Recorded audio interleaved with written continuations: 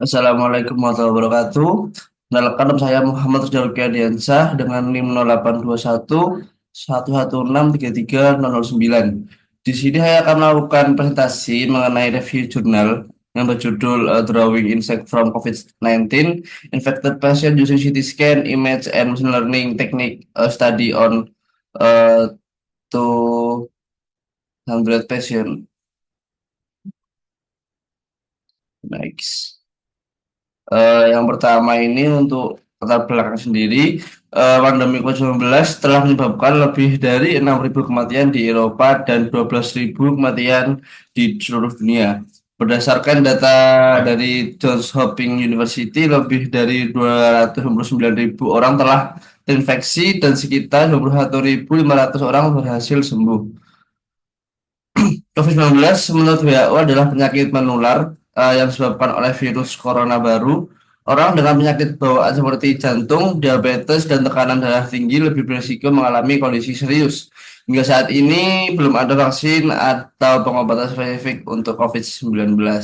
Berdasarkan Radiology Society of North America atau RSNA, citra rongsen pasien COVID-19 menunjukkan bercak putih di sudut bawah paru-paru yang mengindikasikan ground glass opacity atau pengisian sebagian ruang udara. Gejala serupa juga ditemukan pada pasien berusia 64 tahun yang terinfeksi COVID-19. Jika pola tertentu dapat diidentifikasi, teknik machine learning berpotensi digunakan untuk deteksi dini COVID-19. Penelitian dalam deteksi COVID-19 melalui citra medis masih terus berkembang. Studi oleh Xu et al. Tahun 2020 mengklasifikasikan gambar CT scan menjadi tiga kelas: sehat, pneumonia, influenza, dan COVID-19. Dengan menggunakan 618 gambar, termasuk 175 gambar sehat, 224 pneumonia influenza, dan 219 COVID-19. Model pembelajaran mendalam 3D berhasil mencapai akurasi 87,6%. Sementara itu, Sun et al. Tahun 2020 mengembangkan sistem berbasis deep learning untuk segmentasi dan klasifikasi area terinfeksi di paru-paru menggunakan gambar CT dengan hasil Dice Similarity Coefficient sekitar 91,6% dan waktu proses hanya 4 menit.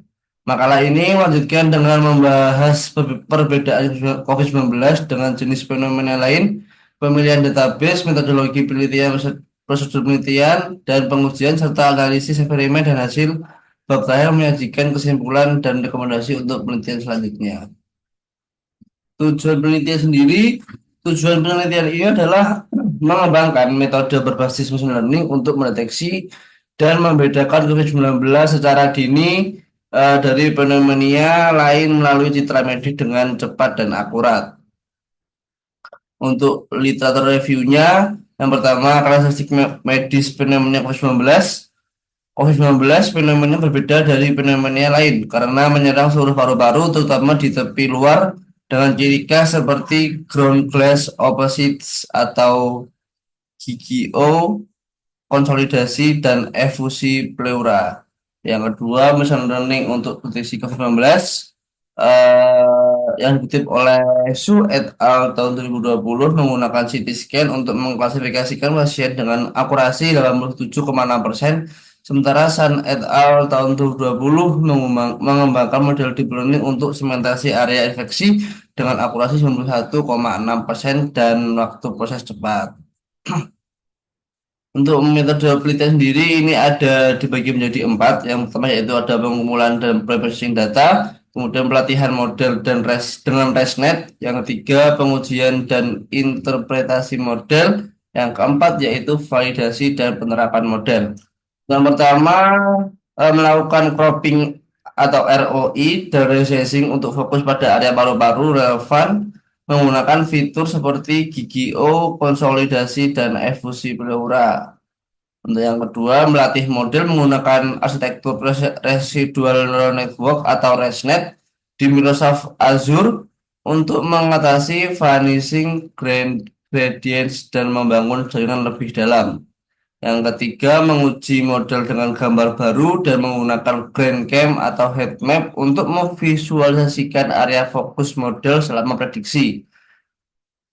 Kemudian memvalidasi prediksi dengan kondisi aktual pasien dan menerapkan model setelah mencapai akurasi yang diinginkan. Ini merupakan proses penelitian itu sendiri. Yang di kiri ini merupakan diagram prosesnya. Yang pertama yaitu ada protein CT scan, kemudian ada image processing, kemudian ada sebab folder for COVID-19, dan ada applying machine learning algorithm for training the system, dan testing and deploy.